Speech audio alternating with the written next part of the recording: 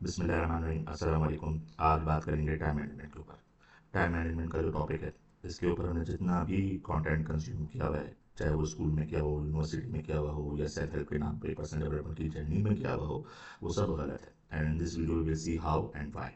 सबसे पहली चीज़, time management को जब भी पढ़ाया गया है, वो बाय प्रोडक्ट पढ़ाया गया है, यानी कि वो बताया गया है आपको प्रोडक्टिविटी के नाम पे। यानी प्रोडक्टिविटी एक ऐसी चीज़ है जो शायद मॉडर्निज्म की या जदीद दुनिया की बेहतरीन इजादों में से है। और इस इजाद ने जितना बर्बाद ट्रेडिशनल यानी रवायती चीज़ों को किया है, उससे ज़्यादा मेरा नहीं ख्याल कि किसी और चीज़ ने हमें डैमेज किया है। प्रोडक्टिविटी कहते हैं आपकी पैदावार को, यानी कि आप 10 घंटे या 24 घंटे के अंदर अपने आउटपुट को बढ़ा लें। जैसे कोई मशीन होती है ना, मशीन जिसके थ्रू कोई एक प्रोडक्ट निकल रहा हो, लेट्स से कि ये रिमोट है, कोई मशीन है, वो रिमोट बढ़ा दी हो, तो उस मशीन की कैपेसिटी ये थी कि वो एक दिन के अंदर 10 रिमोट बना सके। तो प्रोडक्टिविटी की साइंस और थ्योरी बनेगी इस वजह से कि इस मशीन को जो ये रिमोट बनाती है, वो एक दिन के बजाय 20 रिमोट बनाती है। समझ रहे हैं आप? तो कैपेसिटी या प्रोडक्टिविटी बढ़ाने के लिए एक पूरी थ्योरी लिखी गई। यही थ्योरी इंसान के ऊपर अप्लाई की गई। इंसान कैसे 24 घंटे के अंदर जो काम भी वो कर रहा है, उसको डबल कर सके, उसको ट्रिपल कर सके, उसको इफेक्टिवली कर सके। तो उनमें से एक टूल या एक टर्म इजाद हुई टाइम मैनेजमेंट की। वजह अपना वक्त सही से इस्तेमाल करें, सही से मैनेज करें, ताकि आपकी प्रोडक्टिविटी बढ़ाई जाए। अब प्रोडक्टिविटी के क्या डैमेजेस हैं वो हम बाद में देखेंगे। इस वीडियो के अंदर वी विल डिस्कस कि टाइम मैनेजमेंट हुआ क्या है। तो वेस्टर्न आइडियोलॉजी के अंदर टाइम मैनेजमेंट पढ़ाई जाती है आपकी प्रोडक्टिविटी, आपकी पैदावार बढ़ाने के लिए, ताकि आप जो भी आउटपुट आज प्रोड्यूस करें वो डबल या ट्रिपल या दोगुना हो जाए या ज़्यादा हो जाए। सिर्फ ये नीयत थी। जो रिवायती मसला है, वहाँ पर टाइम मैनेजमेंट पढ़ना इसलिए ज़रूरी है कि आपको आपके टाइम का एहसास हो जाए कि आपका वक्त लग का रहा है, और ताकि आप अपनी डायरी में, अपने रूटीन में, अपने डेली बेसिस के ऊपर कुछ फ्री टाइम को क्रिएट कर सकें। फ्री टाइम क्यों क्रिएट कर सकें? ताकि उसके अंदर ज़रूरत के दूसरे काम भी किए जा सकें। दूसरे काम जब मैं कहता हूँ, तो हर वो काम उसके अंदर शामिल होता है जिसमें पैसा कमाना नहीं होता, जो आपकी करियर या आपकी इंडस्ट्री या आपके ऑफिस या आपके बिजनेस से रेलिवेंट नहीं होता। वो आराम हो सकता है, वो बच्चों को टाइम देना हो सकता है, वो आपको अपनी सेहत के ऊपर टाइम देना हो सकता है, वो सोना हो सकता है, वो पढ़ना हो सकता है, वो लिखना हो सकता है। यानी कि हर वो काम जिससे आज आप पैसा नहीं कमा रहे, वो आप उस फ्री टाइम के अंदर यूटिलाइज कर सकें। तो जो वेस्ट है वो ये कहता है कि जी आप टाइम मैनेजमेंट सीखें, ताकि आपका डायरी, आपकी रूटीन, आपका जो कैलेंडर है वो बुक हो जाए। आप हर वक्त हर मोमेंट के ऊपर कुछ ना कुछ कर रहे हैं। ये बन जाएंगे आप मशीन, जो वेस्ट की तरफ लेके जा रहे हैं। और ऐसे प्रोडक्ट्स, ऐसे इंसान चलते फिरते हमने हर जगह देखे हुए हैं। जो रिवायती टाइम मैनेजमेंट की डिमांड है, वो ये कहती है कि आप अपना टाइम फ्री स्पेस क्रिएट करें। फ्री स्पेस क्रिएट करने की वजह मैंने आपको बता दी कि उसके अंदर वो तमाम दूसरी चीज़ें हैं जिसका ताल्लुक पैसे कमाने से नहीं है, प्रोडक्टिविटी से नहीं है, करियर से नहीं है, बिजनेस से नहीं है, उसके ऊपर आप टाइम लगा सकें। एक चीज़ तो ये हो गई। दूसरा मसला ये हो रहा है कि टाइम मैनेजमेंट को इतना कॉमन कर दिया गया है सेल्फ हेल्प इंडस्ट्री के अंदर कि हर बंदा इसको पढ़ रहा है।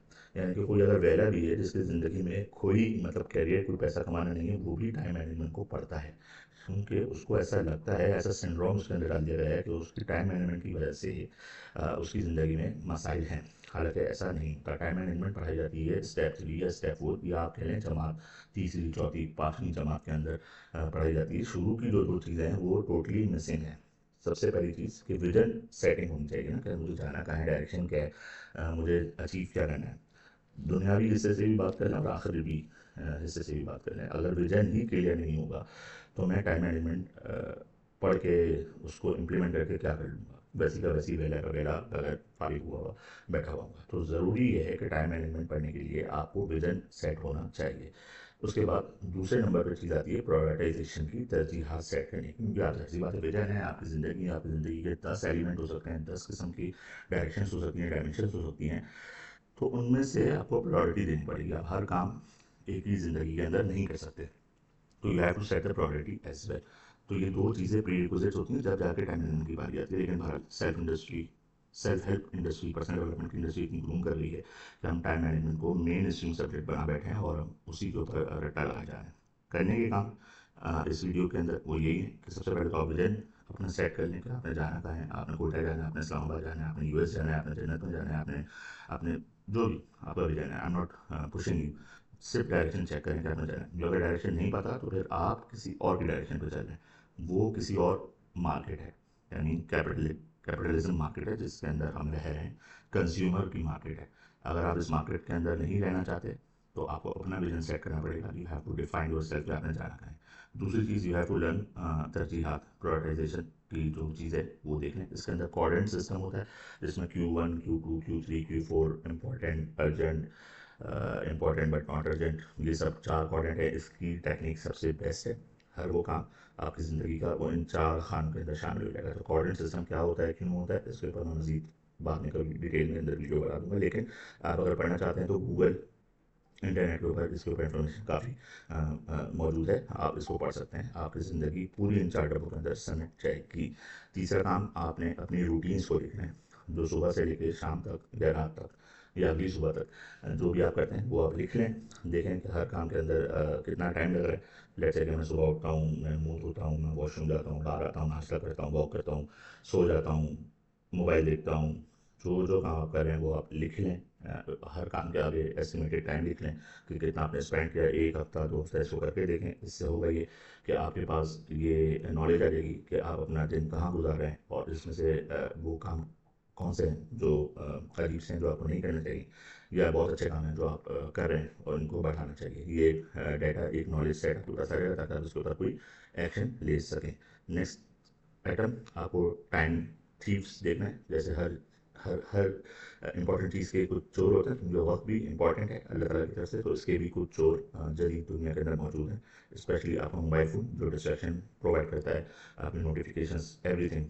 तो आपकी प्रोक्रेस्टिनेशन, जितनी भी चीज़ें, ये सब टाइम के चोर हैं। इनको आप आइडेंटिफाई कर लें, इनके ऊपर इल्म हासिल करें, इनको देखें कि कैसे इनको हम फिक्स कर सकते हैं। मेरी भी कोशिश होगी कि मैं मज़ीद कोई डिटेल वीडियो इसके ऊपर अलग से बना दूँ। लेकिन टाइम थीव्स को आपको जानना होगा, आपको समझना होगा और आपको देखना होगा। चौथी, नेक्स्ट आइटम जो है वो टेक्निक्स है।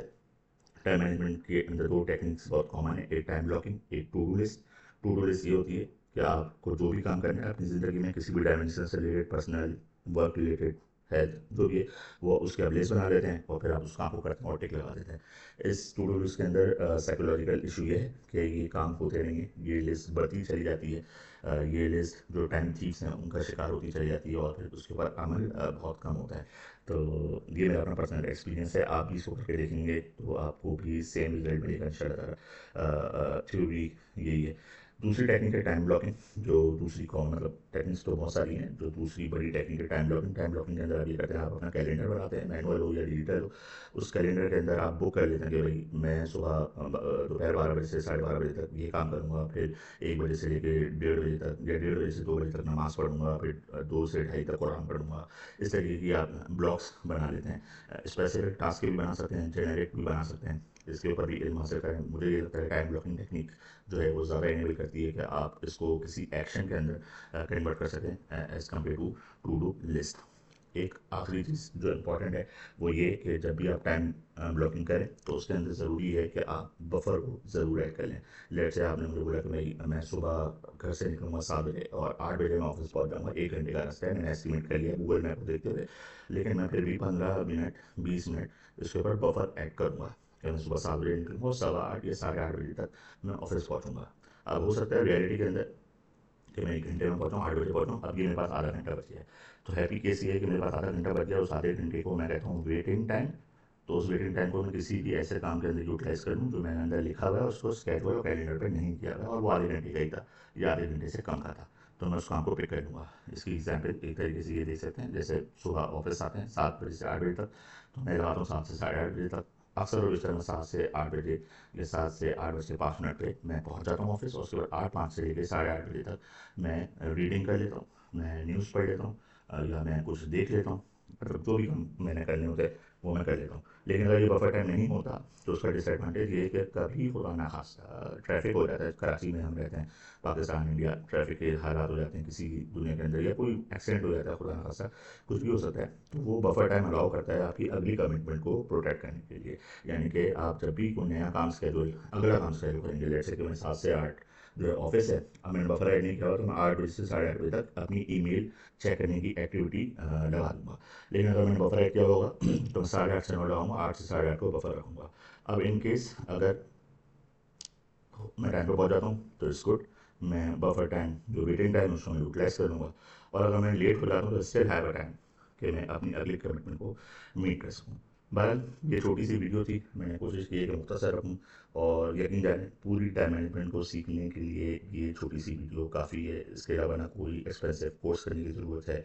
बुक्स पढ़नी है तो बुक्स पढ़ लें इसकी मज़ीद क्लैरिटी के लिए, लेकिन खुदा ना खास्ता अगर आप किसी कोर्स को करना करना चाह रहे हैं, पैसे खर्च करना चाह रहे हैं सिर्फ टाइम मैनेजमेंट को सीखने के लिए, इसकी ज़रूरत नहीं है। मेरे हिसाब से ये वीडियो काफ़ी है। मैंने काफ़ी टाइम मैनेजमेंट के ऊपर टाइम लगाया है, काफ़ी इंप्लीमेंट किया है। जो लोग मुझे जानते हैं वो इस बात की गवाही भी दे सकते हैं। तो मुझ पर यकीन कीजिए, टाइम मैनेजमेंट के लिए ये एक छोटी सी 5-10 मिनट की जो वीडियो है वो काफ़ी। अपना बहुत सारा ख्याल रखिएगा। मिलते हैं नेक्स्ट वीडियो में। अस्सलाम वालेकुम।